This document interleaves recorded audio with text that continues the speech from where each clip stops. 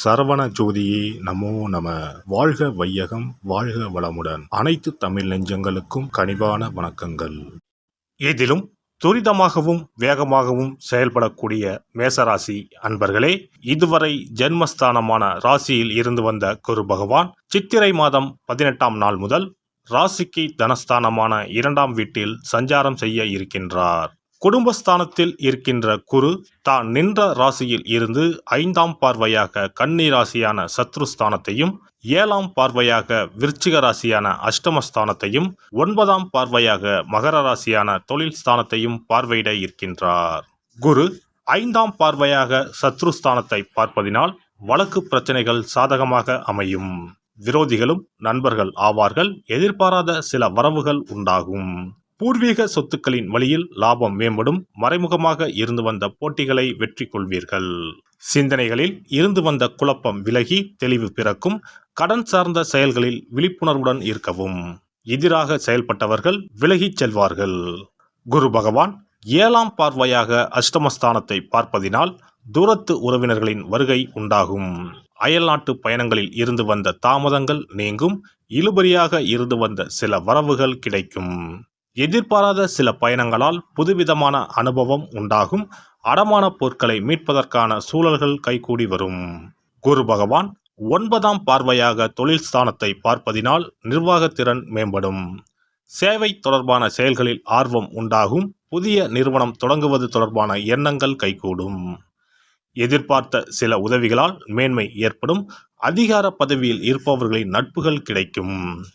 கௌரவ பொறுப்புகள் சாதகமாக அமையும். ஆன்மீக காரியங்களில் ஈடுபாடு ஏற்படும். குரு நின்ற பலன். குரு குடும்பஸ்தானத்தில் நிற்பதால் குடும்பத்தில் அமைதி உண்டாகும். தடைப்பட்ட சுபகாரியங்கள் கைகூடி வரும். குழந்தைகளின் எண்ணங்களை அறிந்து நிறைவேற்றி வைப்பீர்கள். நண்பர்களிடையே புரிதல் உண்டாகும். பிரபலமானவர்களின் நட்பு கிடைக்கும். பயணங்களின் மூலம் புதிய அனுபவம் ஏற்படும். மனதளவில் இருந்து வந்த கவலைகள் குறையும். முகத்தில் புத்துணர்ச்சி உண்டாகும். சிந்தனைகளில் இருந்து வந்த குழப்பங்கள் விலகி மனதளவில் தெளிவும் தனவரவு தொடர்பான எண்ணங்களும் அதிகரிக்கும். குரு பகவானின் நட்சத்திர சஞ்சார பலன்கள். குரு பகவான் 1/5/2024 முதல் 11/6/2024 வரை கிருத்திகை நட்சத்திரத்தில் சஞ்சரிக்கின்றார். இதனால் தனவரவு மேம்படுத்துவது தொடர்பான சிந்தனைகள் அதிகரிக்கும். குடும்ப உறுப்பினர்களின் எண்ணங்களை புரிந்து கொள்வீர்கள். மனதில் புதுவிதமான இலக்குகள் பிறக்கும். கலைத்துறைகளில் மேன்மை உண்டாகும். பூர்வீக சொத்துக்களின் மூலம் ஆதாயம் ஏற்படும். பொழுதுபோக்கு தொடர்பான விஷயங்களில் ஈர்ப்பு அதிகரிக்கும். குரு பகவான் ரோகிணி நட்சத்திரத்தில் சஞ்சரிப்பதால் பொருளாதார சிக்கல்கள் படிப்படியாக குறையும். கணவன் மனைவிக்கு இடையே நெருக்கம் அதிகரிக்கும். கொடுத்த வாக்குறுதிகளை நிறைவேற்றுவதற்கான வாய்ப்புகள் ஏற்படும். பயணங்களின் மூலம் எதிர்பார்ப்புகள் நிறைவேறும். உத்தியோகத்தில் எதிர்பார்த்த உயர்வு கிடைக்கும். கடன் பிரச்சனைகளை குறைப்பீர்கள். குரு பகவான் மிருக சிரீச நட்சத்திரத்தில் சஞ்சரிப்பதால் கொடுக்கல் வாங்கல் தொடர்பான விஷயங்களில் ஆதாயம் ஏற்படும். உடல் ஆரோக்கியத்தில் கவனம் வேண்டும். உடன் இருப்பவர்களிடத்தில் விட்டு கொடுத்து செயல்படவும். வியாபாரத்தில் எதிர்பார்த்த லாபம் கிடைக்கும். அரசியல்வாதிகளுக்கு மாற்றமான சூழல் ஏற்படும். மனதளவில் திருப்தி இல்லாத சூழல் உண்டாகும். மனதில் புதுவிதமான தேடல்கள் பிறக்கும். குரு பகவான் 15/10/2024 முதல் 11/2/2025 வரை வக்கர நிலையில் சஞ்சாரம் செய்கின்றார். இதனால் தனம் சார்ந்த விஷயங்களில் கவனத்தோடு செயல்படுவது நல்லது. வாக்குறுதிகள் அளிப்பதை குறைத்து கொள்ளவும். உறவினர்களிடையே சிறு சிறு கருத்து வேறுபாடுகள் தோன்றி மறையும். வாகன பழுதுகளை சரி செய்து கொள்வது தேவையற்ற விரயங்களை தவிர்க்கும். தாயின் ஆரோக்கிய விஷயத்தில் கவனம் வேண்டும். உத்தியோக பணிகளில் பொறுப்புகள் அதிகரிக்கும். குரு பெயர்ச்சியால் உண்டாகும் பொதுவான பலன்கள். பெண்களுக்கு தடைப்பட்ட சுபகாரிய முயற்சிகள் கைகூடி வரும். திருமணமான தம்பதிகளுக்கு மகிழ்ச்சியான செய்திகள் கிடைக்கும். சிந்தனையின் போக்கில் கவனம் வேண்டும். பொழுதுபோக்கு தொடர்பான விஷயங்களில் ஆர்வம் ஏற்படும். தாயாருடன் அனுசரித்து நடந்து கொள்ளவும். புண்ணிய ஸ்தலங்களுக்கு செல்வதற்கான வாய்ப்புகள் சாதகமாக அமையும். பூர்வீக சொத்துக்களில் இருந்து வந்த இடர்பாடுகள் விலகும். விலை உயர்ந்த பொருட்கள் மீது ஆர்வம் ஏற்படும். இந்த குரு பெயர்ச்சி மாணவர்களை பொறுத்தவரை போட்டித் தேர்வுகளில் எதிர்பார்த்த முடிவுகள் கிடைக்கும். பாடங்களில் இருந்து வந்த குழப்பங்கள் குறையும். உடல் தோற்றத்தில் மாற்றம் ஏற்படும்.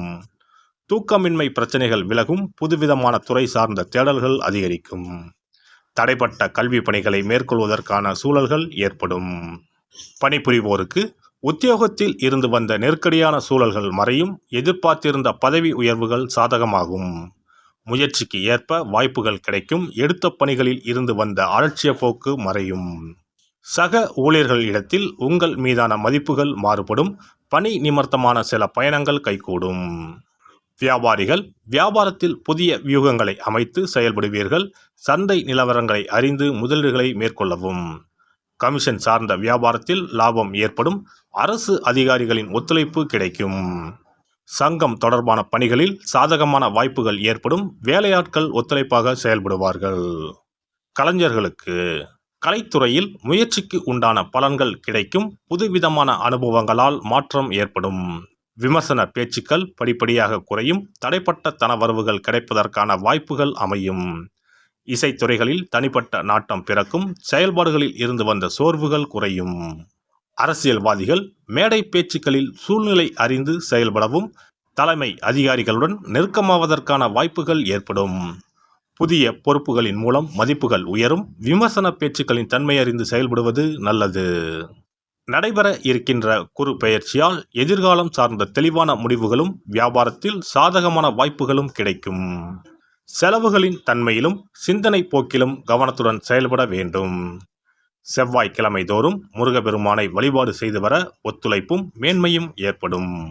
மேசராசி அன்பர்களே, இந்த குரு பயிற்சியை பொறுத்தவரை மற்றவர்கள் விவகாரத்தில் தலையிடாமல் கவனத்தோடு செயல்பட்டு நினைத்ததை நிறைவேற்றிக் கொள்ளுங்கள். குரு பெயர்ச்சிக்கான சிறப்பு பரிகாரம். வியாழக்கிழமை விரதம் இருக்கும் முறை. வியாழக்கிழமை அன்று அதிகாலையில் எழுந்து குளித்து மஞ்சள் நிற ஆடை அணிந்து விரதம் இருக்க வேண்டும். அருகிலுள்ள கோவிலின் நவகிரக சன்னதிக்கு சென்று குரு பகவானுக்கு சந்தனம், மஞ்சள் போன்றவற்றை கொண்டு அபிஷேகம் செய்ய வேண்டும். பிறகு குங்குமப்பூ கலந்த பசும்பாலை கொண்டு குரு பகவானுக்கு அபிஷேகம் செய்து வழிபட வேண்டும்.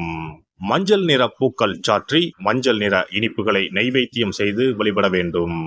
குரு பகவானுக்குரிய தானியமான கொண்டை கடலையை நைவேத்தியமாகவோ அல்லது கொண்டை கடலையில் மாலை கட்டியோ அணிவிக்கலாம். மாலை நேரத்தில் மஞ்சள் நிற இனிப்புகள், ஆடைகள் போன்றவற்றை வறுமை நிலையில் இருப்பவர்களுக்கு தானம் அளிப்பது நல்லது.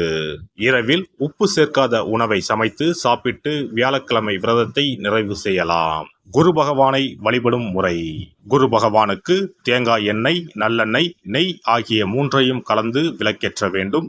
குரு பகவானுக்கு ஏற்றப்படும் விளக்குகளின் எண்ணிக்கை 11 அல்லது 21 இருப்பது சிறந்தது. குரு பகவானுக்கு பிடித்த மலர்கள் முல்லை, மல்லிகை. ஆகையால் அவருக்கு முல்லை அல்லது மல்லிகை மாலையை அணிவித்து கொண்டை கடலையை படைத்து வழிபடுவது சிறந்தது.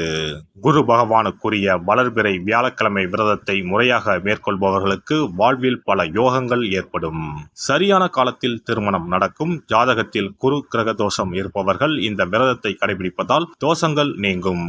தொழில் வியாபாரங்களில் சரியான வருமானங்கள் இல்லாதவர்கள், குடும்ப பொருளாதார நிலை சிறப்பாக இல்லாதவர்கள் இந்த விரதத்தை மேற்கொள்வதால் குரு பகவானின் அருள் கிடைக்கப்பெற்று தொழில் வியாபாரங்களில் செல்வ வளம் பெருகும். மேலும் எதிர்பாராத சிறந்த வாழ்க்கை உண்டாகும். எல்லாம் வல்ல இறையருளால் நீங்களும் உங்கள் அன்பு குடும்பமும் உடல் நலம், நீலாயுள், நிறை செல்வம், உயர் புகழ், மெய்ஞானம் ஓங்கி வாழ்க வளமுடன். இந்த வீடியோ பதிவு உங்களுக்கு பிடித்திருந்தால் லைக் பண்ணுங்க, கமெண்ட் பண்ணுங்க, ஷேர் பண்ணுங்க. மறக்காம சப்ஸ்கிரைப் பண்ணுங்க. பக்கத்துல இருக்கிற பெல் பட்டனை கிளிக் பண்ணுங்க. நன்றி, வணக்கம். ஓம் நமச்சிவாய. சிவாய நம.